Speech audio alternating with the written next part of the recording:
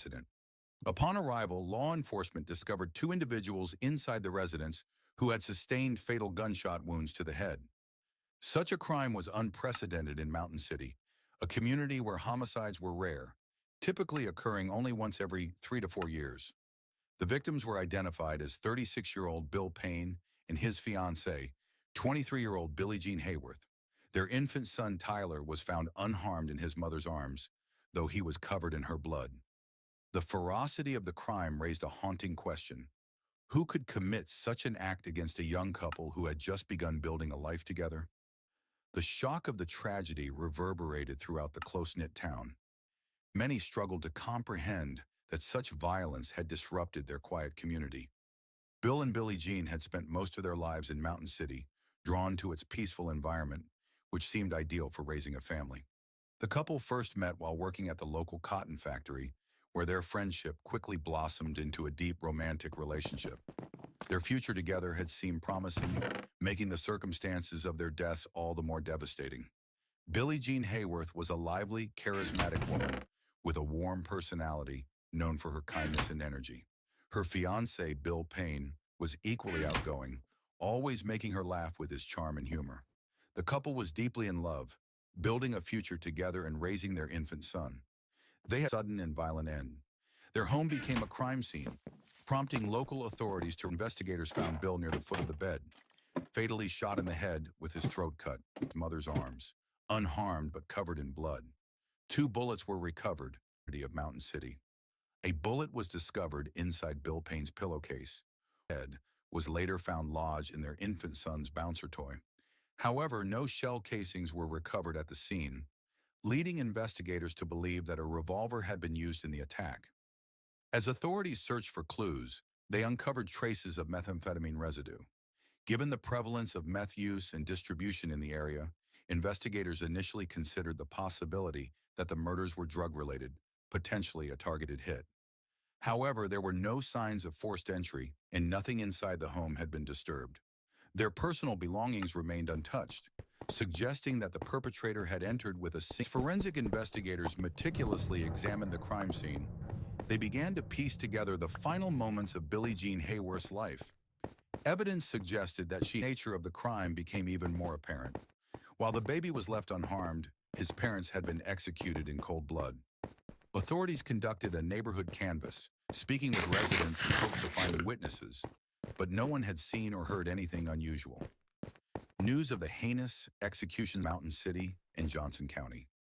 Fear gripped the community, with speculation that a professional killer was on the loose.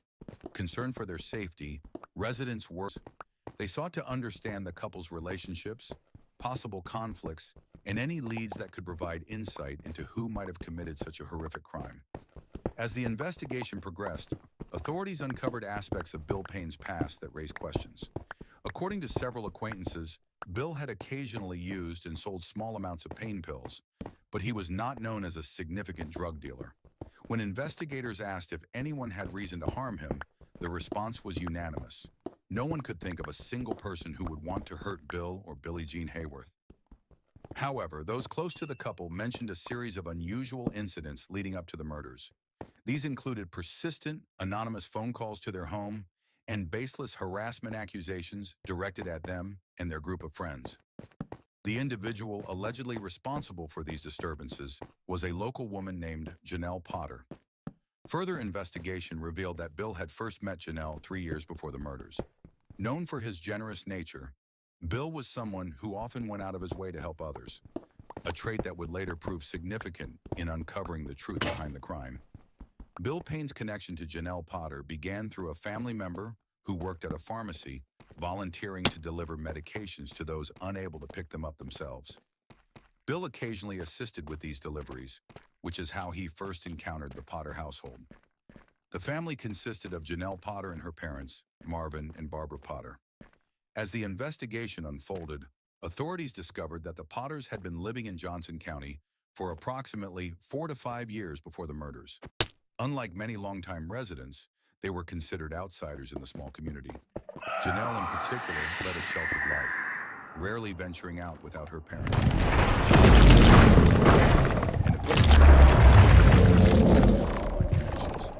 Janelle Potter's parents, Marvin and Barbara Potter, were known for being deeply religious and highly protective of their daughter. Marvin, a vegan, suffered from poor health and relied on oxygen, leaving much of the family's daily responsibilities to Barbara, who acted as the primary caretaker. When Bill Payne met the Potters, he helped introduce Janelle to a wider social circle, offering her a sense of inclusion she had not previously experienced. He even introduced her to his cousin, Jamie Curd, and the two began a relationship. Investigators soon learned that Jamie Curd was an introverted individual, and by all accounts, Janelle was his first serious girlfriend. While Janelle appeared to welcome Jamie's attention, some close to the situation believed that her true affections were directed elsewhere.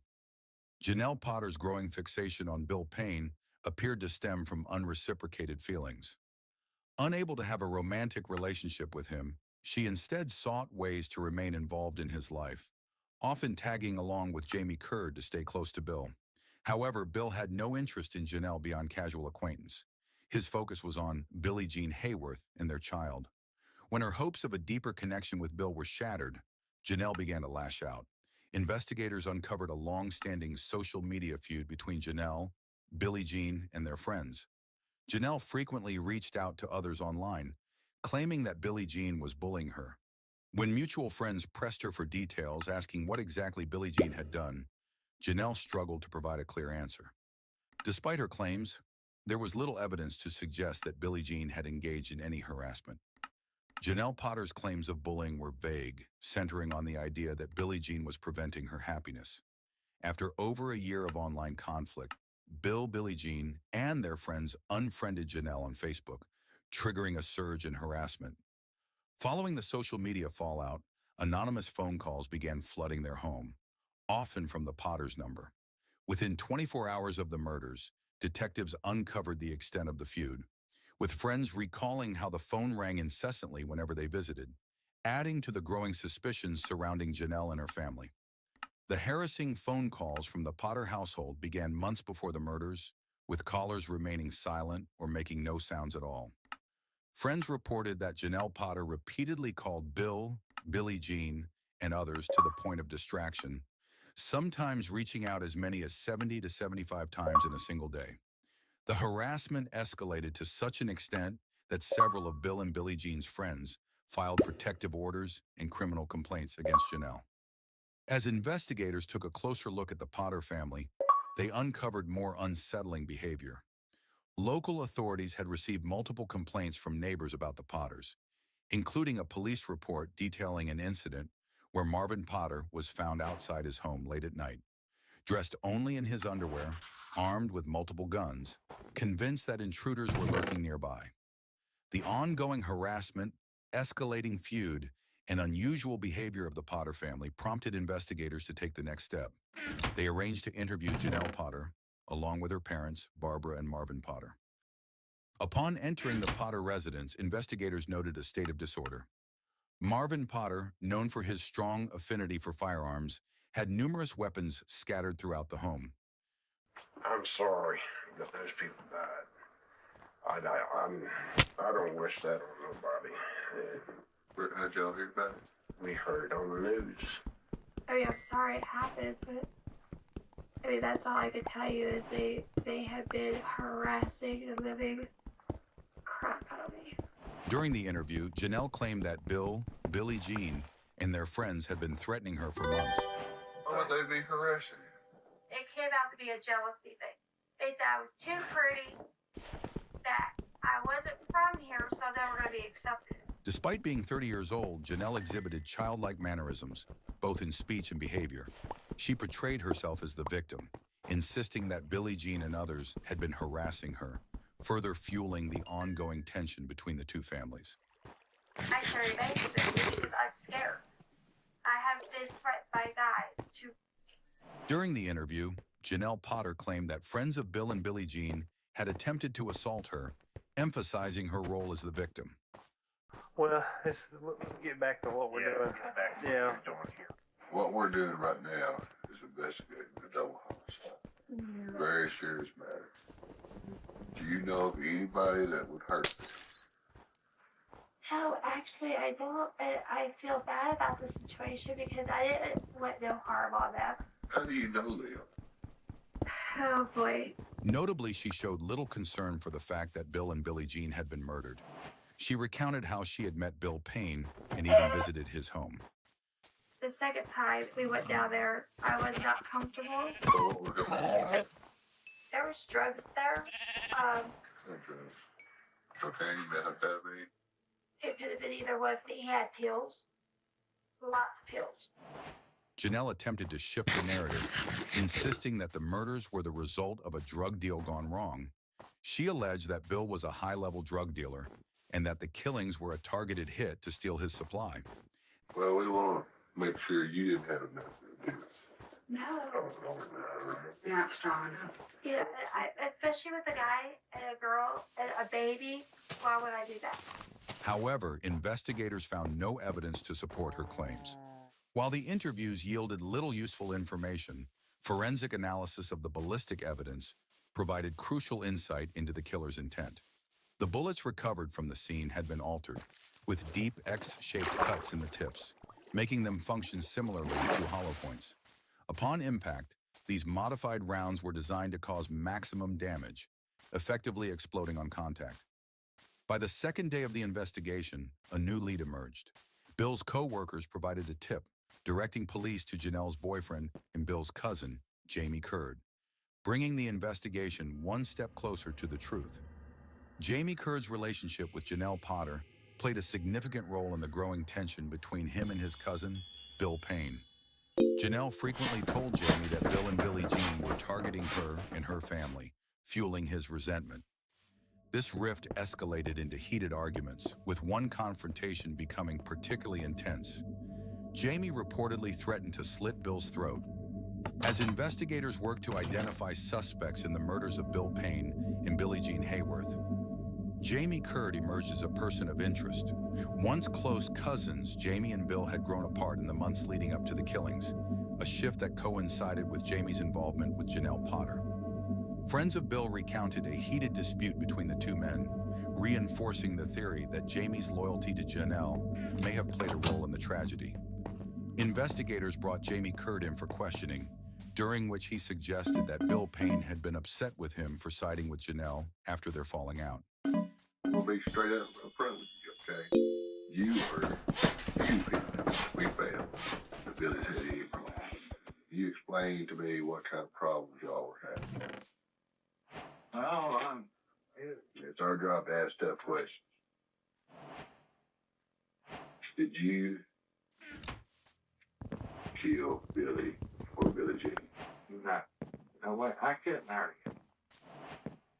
Is there any reason that you would be able to take a polygraph examination? Huh? We had polygraph everybody in this whole damn county, but we're going to find out who killed it. Despite suspicions, authorities released Jamie for the time being, planning to bring him back for a polygraph at a later date.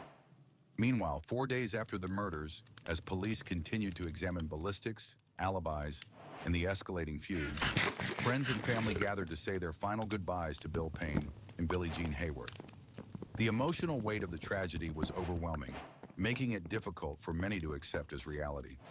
In a touching tribute to their love, Bill and Billie Jean were laid to rest together in a joint funeral, just as those who knew them best believed they would have wanted.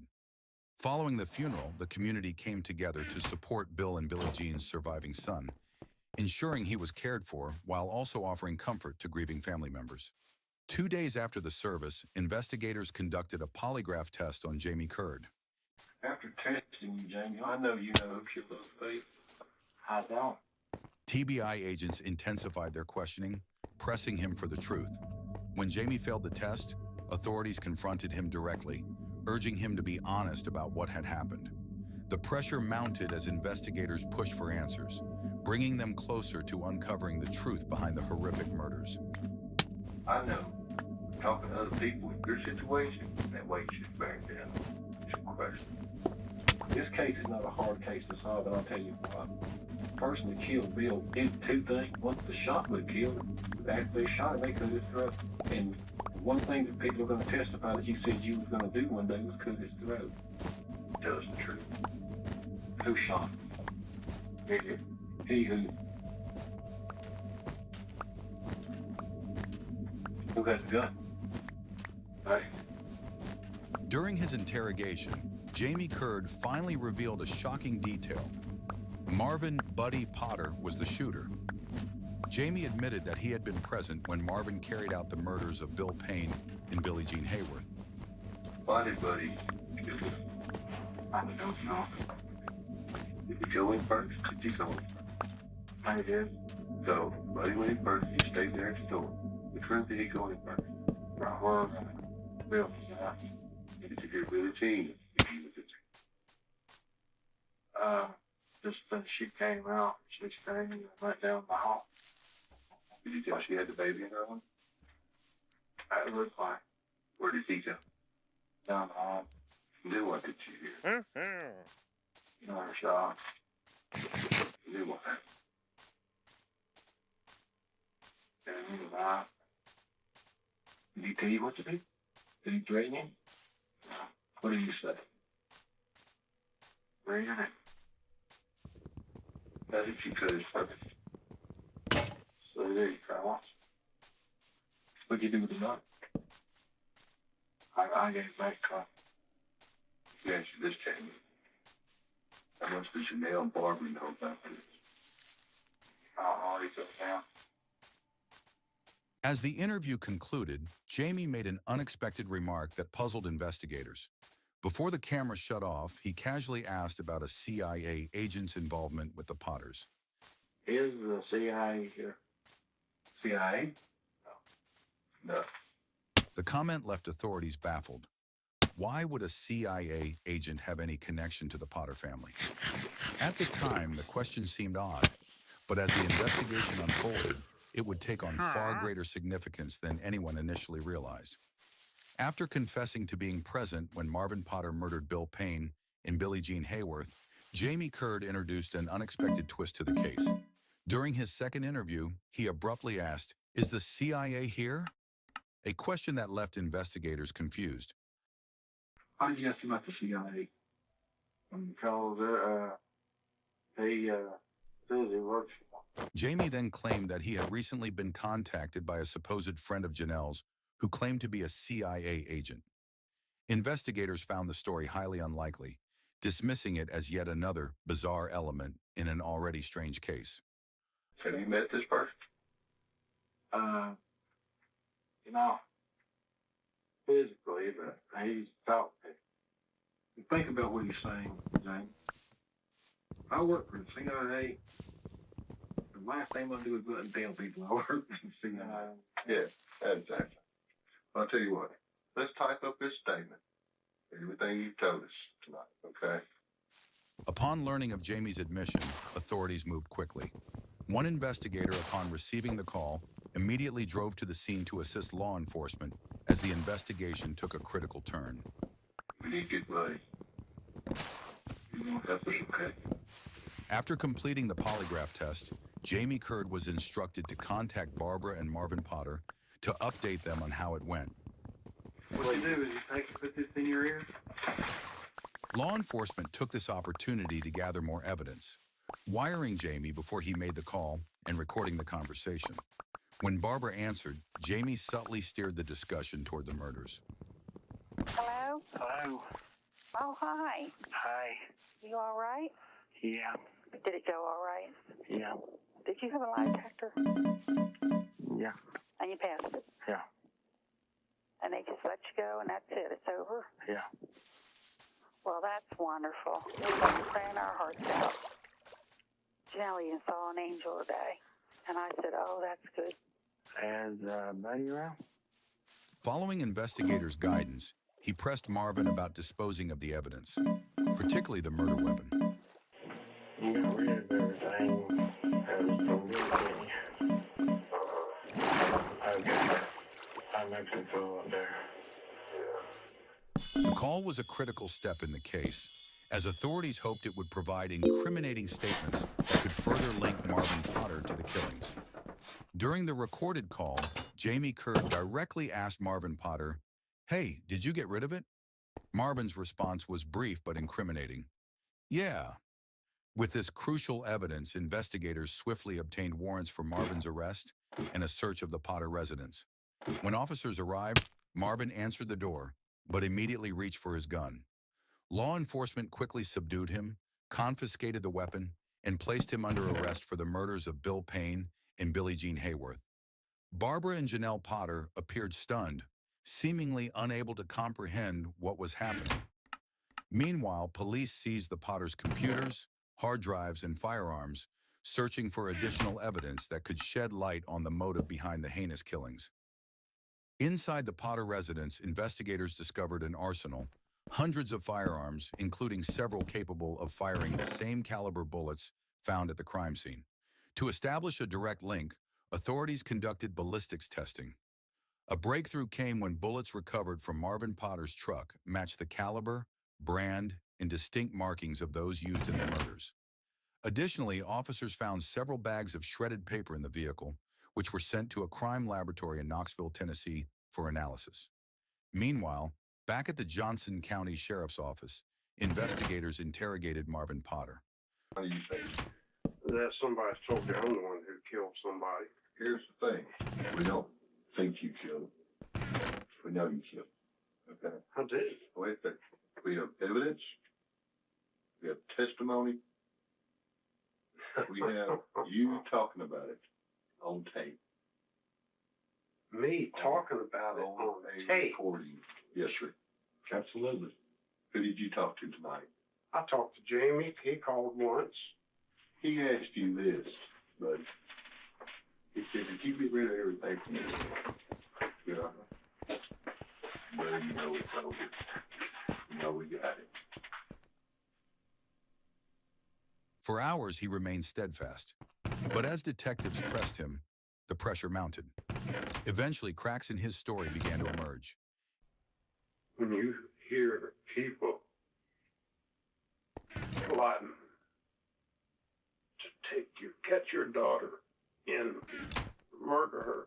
In Marvin Potter's mind, his actions were justified. He believed he was protecting his daughter from those he thought had threatened her. They wanted to her because she's a virgin. And just so much. Investigators observed his internal conflict as though he viewed the murders as a necessary act to safeguard his family. In your mind, you got no other choice, but No. Just Janelle and Barbara. No. Did you feel better? Tell me what you did before you tell me. You called me something? Yeah.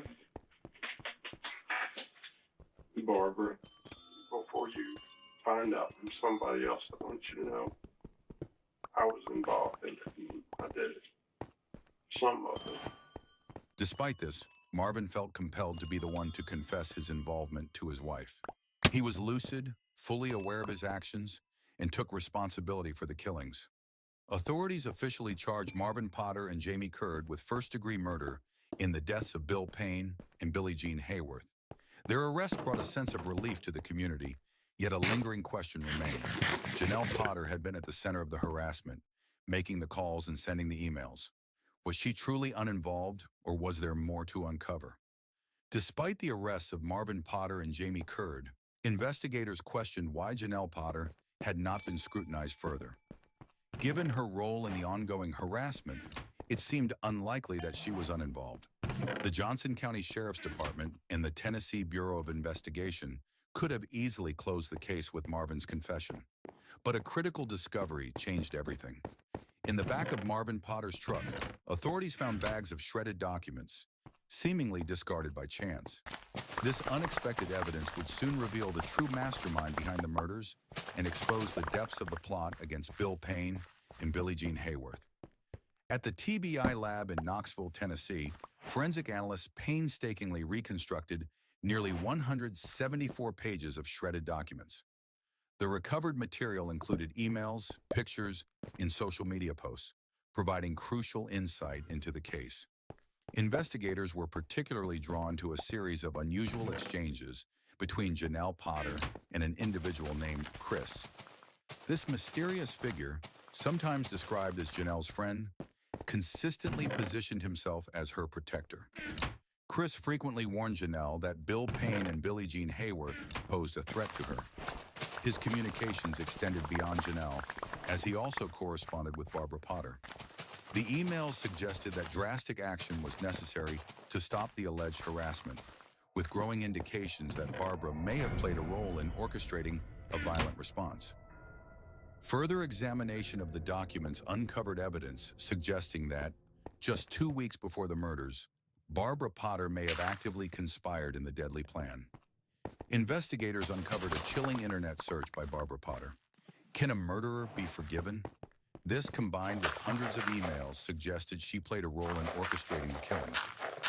Barbara and Janelle repeatedly shared messages from a mysterious figure named Chris with Marvin and Jamie Curd.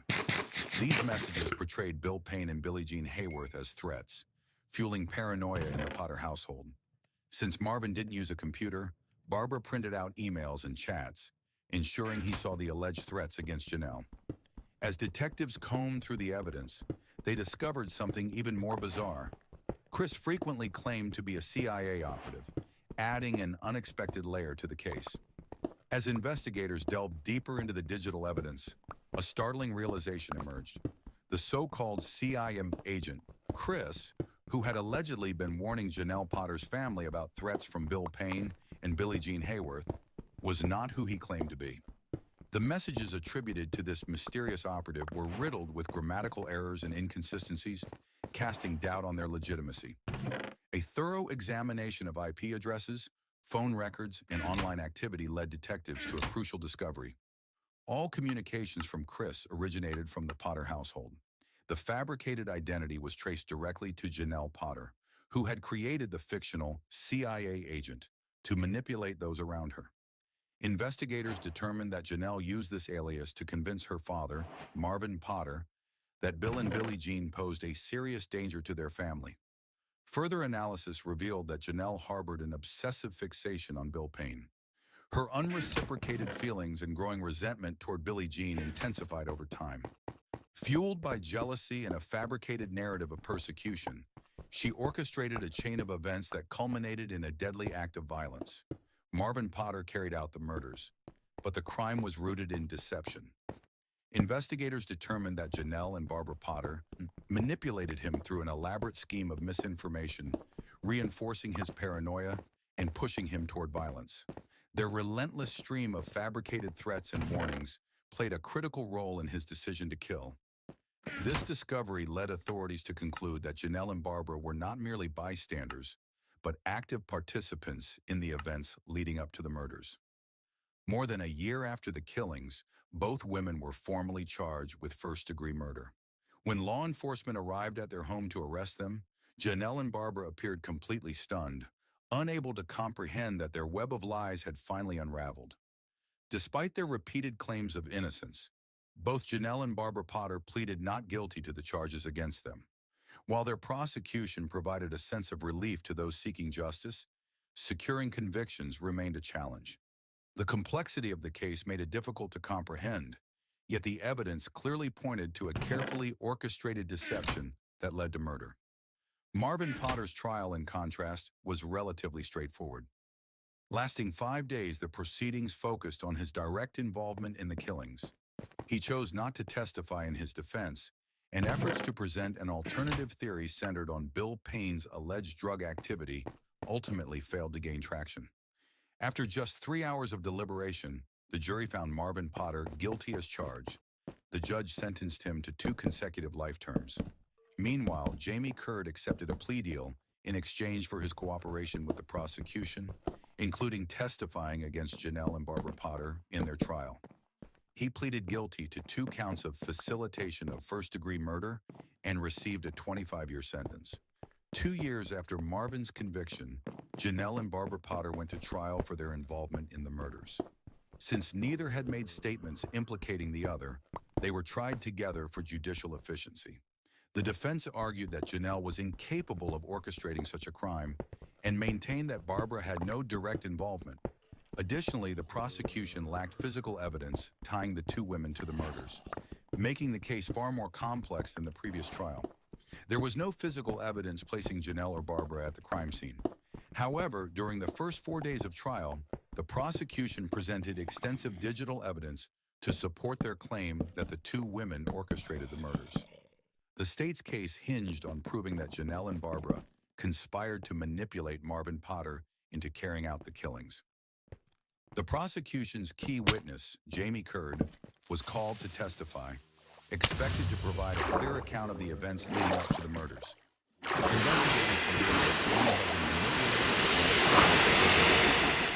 However, when Jamie took the stand under oath, his testimony took an unexpected turn, leaving prosecutors stunned. On the 5th day of Janelle trial, Jamie Curd took the stand as the prosecution's key witness. However, his testimony delivered an unexpected twist. When asked directly whether Janelle and Barbara had conspired with him in the crime, Jamie firmly denied any involvement on their part. Though the courtroom remained silent, the weight of his statement was palpable. The prosecution had relied on Jamie to establish a conspiracy. Yet under oath, he insisted that he had never spoken to Janelle or Barbara about the murders. His testimony challenged the prosecution's case and suggested that he may not have fully grasped the extent to which he had been manipulated. Jamie Curd's testimony continued as he recounted the events leading up to the murders. He explained that he received a text message from Janelle instructing him to be picked up by Marvin Potter. At the time, Jamie claimed he had no knowledge of what was about to happen. He described how they entered the home through the sliding glass door, a familiar entrance from his previous visits with his cousin, Billy Payne. Once inside, Marvin proceeded with the killings. On the 6th day of the trial, the prosecution rested its case. In response, Janelle's defense team, led by attorney Cameron Hyder, introduced 2 expert witnesses. The first was a cybersecurity specialist who argued that an IP address could only identify a device, not a specific user. The second was a neuropsychologist who had evaluated Janelle, offering insight into her mental state as part of the defense strategy. The neuropsychologist's evaluation concluded that Janelle functioned at the cognitive level of a child, arguing that she lacked the mental capacity to orchestrate such a complex crime. Her defense attorney emphasized that she was not a criminal mastermind, unlike those he had previously defended. With the defense resting its case, the prosecution delivered its closing arguments. The state methodically reviewed the evidence, reinforcing to the jury how Janelle and Barbara Potter played central roles in planning the murders. Prosecutors urged the jury to hold them accountable for the devastating events that had unfolded. During closing arguments, the defense emphasized that the prosecution had failed to prove beyond a reasonable doubt that Janelle Potter conspired to commit murder. They reminded the jury that Jamie Curd himself had testified that Janelle was not involved in the conspiracy. After 8 days of trial, the jury began deliberations. The defense left the courtroom hopeful for an acquittal, though uncertainty remained. Jury decisions are never predictable. After nearly 5 hours of deliberation, the jury delivered its verdict. Both Barbara and Janelle Potter were found guilty of 2 counts of first-degree murder and 1 count of conspiracy to commit murder. Relief swept through the courtroom as justice was served for Billie Jean Hayworth and Bill Payne, though emotions ran high on both sides. 3 years after the tragic murders, Bill Payne's mother took the stand at the sentencing hearing for Janelle and Barbara Potter, offering a final statement on the loss of her son. Christmases together. No more sitting around the table listening to Billy laugh and tell jokes. We go to a graveyard now. Clean up the grave and put fresh flowers. We don't do anything like we did before. Barbara and Janelle Potter were each sentenced to 2 consecutive life terms. While justice had been served, nothing could undo the tragedy. Billie Jean Hayworth and Bill Payne were gone, and their young child would grow up without parents. A heartbreaking consequence that would last a lifetime. Do you think Janelle Potter truly understood the consequences of her actions? Or was she simply manipulating everyone around her? If Jamie Curd hadn't confessed, do you think this case would have ever been solved? Or would the truth have stayed buried forever? If this case left you shocked, Don't forget to hit that like button, subscribe for more chilling true crime stories, and drop your thoughts in the comments below. We read every single one. Until next time, stay safe and stay curious. 12-year-old Jonathan Foster and his mother, Angela Davis, were eagerly anticipating the Christmas season. Known for his kindness and willingness to help others without hesitation, Jonathan was a child whose warm spirit was evident to all who knew him. His infectious smile, captured in countless photographs, radiated joy and sincerity. For several years, Jonathan had been in the care of his aunt and grandmother due to challenges his mother faced in raising him. From the age of 6 until just before his 11th birthday, he lived under their care, surrounded by family support. However, as he grew older, his desire to reconnect with his mother remained strong. On his 11th birthday, his only wish was to spend Christmas with her. At that time, Angela had made significant strides in stabilizing her life, allowing her to welcome Jonathan back into her home. Angela Davis had recently ended her relationship with Jonathan's stepfather, David, and was now living with her best friend, Sharon. Their household had settled into a sense of stability, and they were eagerly anticipating the holiday season. Plans for a Christmas celebration were already in place, and the evening of Christmas Eve promised to be a joyful occasion. Angela was employed as a cashier at a local food mart, working hard to provide for herself and her son. At approximately 2 a.m., Angela's workplace received an urgent phone call from Jonathan. Due to the store being exceptionally busy, a co-worker initially informed him that Angela was unavailable. However, Jonathan insisted that it was an emergency. Concerned by his distress, the co-worker relayed the message to Angela, alerting her that there was a problem at her home and that she needed to contact her son immediately. As Angela attempted to reach Jonathan, she struggled to get a response. Worried, she informed her employer that she had to leave immediately. While driving home, she made multiple attempts to call Jonathan. When she finally got through, an unfamiliar woman answered. Angela overheard the woman ask, "Is a woman named Angela your mother?" To which Jonathan responded, "Yes, ma'am. Angela is my mother." Moments later, the call abruptly disconnected. Panic set in. A mother's instinct took over as fear and uncertainty gripped her. Was this a prank, a misunderstanding, or was something terribly wrong? Desperate for answers, Angela rushed home, hoping to uncover the truth behind the unsettling phone call. The portable phone Angela had used to speak with the unknown woman was now missing. Desperate, she called her ex-husband, David Davis, for help, but he dismissed her concerns, assuming Jonathan was playing a prank.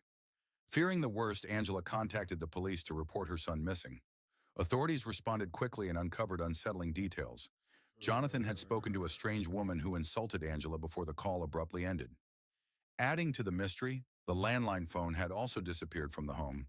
Authorities expressed deep concern about the situation, emphasizing the urgency of gathering photographs, recently worn clothing, or any items that could help identify Jonathan. Angela's ex-husband, David Davis, soon arrived with troubling news. He had searched but was unable to find Jonathan. Meanwhile, a call from Jonathan's grandmother added to the distress.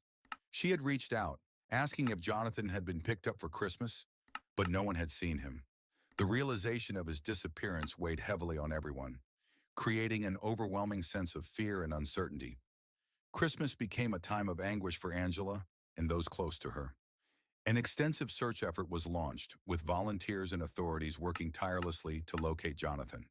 Texas EquuSearch, a volunteer search and rescue organization, established a command center at a local church. A strategic plan was put into action, mapping out grid areas to cover in the search and identifying possible locations where Jonathan might be. Search teams worked tirelessly, scouring the area, overturning rocks, and searching every possible hiding place in hopes of finding Jonathan. Meanwhile, Angela and David turned to the media, making a public plea for help in locating their son. Good kid, happy kid. Doing good in school. Just really excited about Christmas.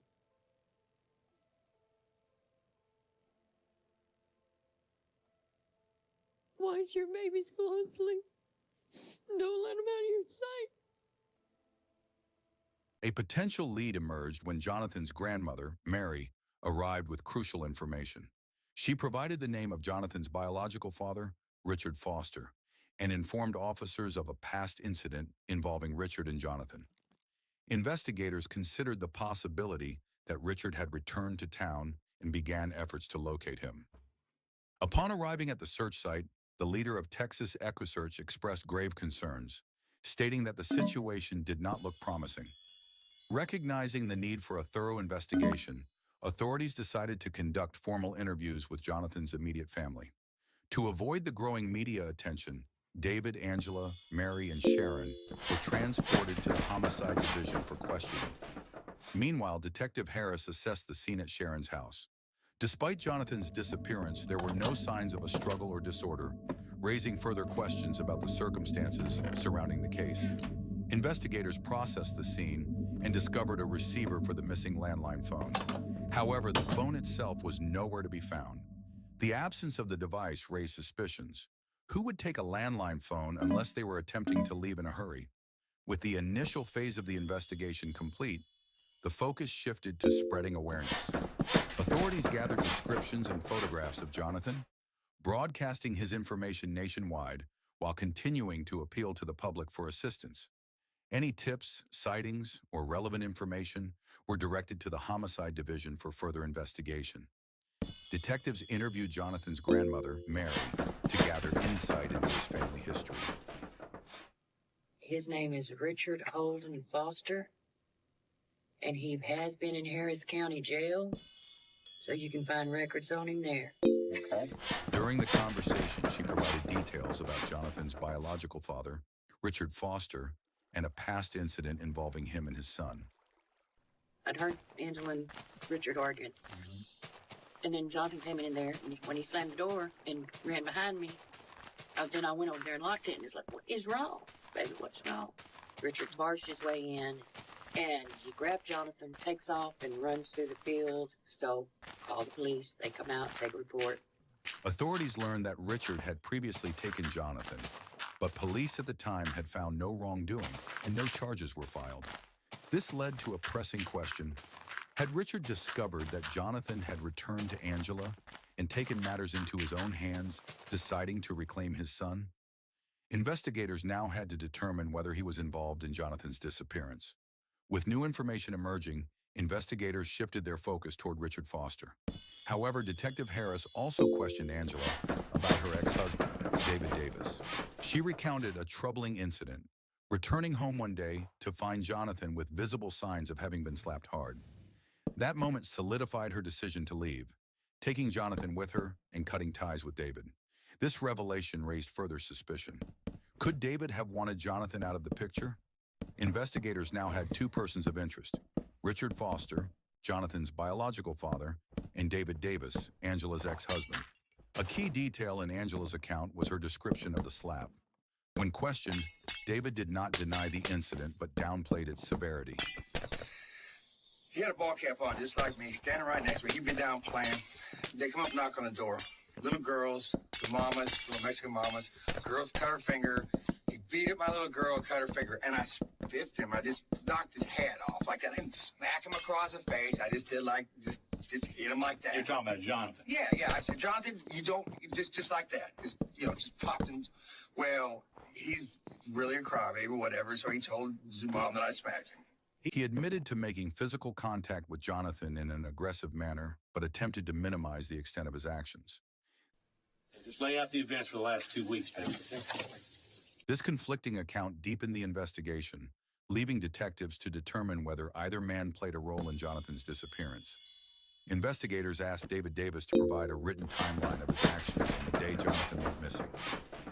So you go over to Sharon's to don't see Jonathan? Is that the deal? No, I went and checked on Jonathan earlier. It was about 1:30, I was just hanging out, and I said, well, I had to see Jonathan out playing. I'd go check on him and, say hi to him, and I knocked on the door. Who is it, Dad? He looked out to check, and then he was all excited, he gets jumping around. He detailed seeing Jonathan before going to buy a coffee grinder as a Christmas gift, focusing heavily on this purchase. Where do you go after that? Well, I headed up to CVS, and they didn't have one. And then actually I went over to Caddy Corner and had a beer. But did you actually go in the CVS? No, You didn't go in to see me? No, because it was Well, crowded. how did you know if they didn't have a coffee grinder if you didn't go in there? Well, because I've been in there before looking for one. So I just didn't want to say I wouldn't have had a beer. There are so many discrepancies in your story that it just doesn't cast a very positive light on you, and we have talked about it. And I understand, and I'm All right. I'm trying to be as accurate as I can. I'm pretty devastated, pretty exhausted, and piped out. I don't care so much about you being accurate as I do about being truthful. And there's a big difference. You understand that, right? Well, sure. Okay. As questioning continued, detectives grew more suspicious of his involvement. You know, we use the restroom again. Sure. Did Angela got to be here, or she get to go home? To verify his alibi, they subpoenaed his phone records and checked surveillance footage from the Caddy Corner bar. The footage confirmed David had been there for hours, consuming multiple drinks before leaving. Investigators now needed to determine if his timeline aligned with Jonathan's disappearance. Investigators analyzed David Davis's cell phone data, tracking its connection to a single cell tower with a 3-mile radius. The records confirmed that his phone remained in the same location, consistently pinging the same tower. Surveillance footage and call logs further verified that David had been at the Caddy Corner bar until nearly 3:30 a.m., aligning with the phone calls Angela had made during that time. Meanwhile, 184 miles away in Corsicana, law enforcement successfully located Jonathan's biological father, Richard Foster. The FBI conducted an interview and quickly confirmed that Richard had a verifiable alibi. Further investigation revealed that he had not been in Houston on the day Jonathan disappeared, eliminating him as a suspect in the case. With Richard ruled out, the focus shifted back to Houston. Detective Harris proceeded with the investigation, conducting an interview with Angela's friend, Sharon Annamorato. During the interview, Sharon Annamorato revealed that she had recently encountered an old friend named Mona.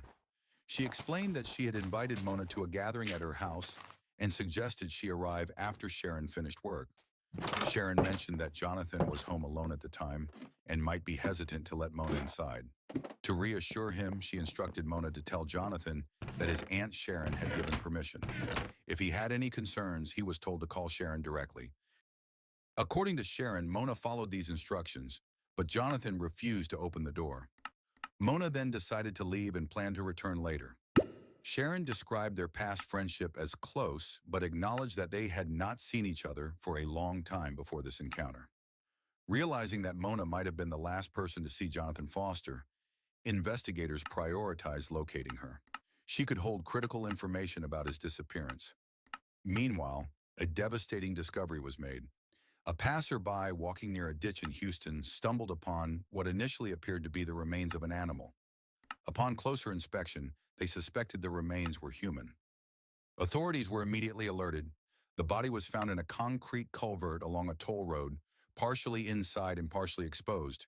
It belonged to a young male, approximately Jonathan's age. The victim had been burned from head to toe, leaving the body completely blackened. At the scene, detectives collected crucial evidence.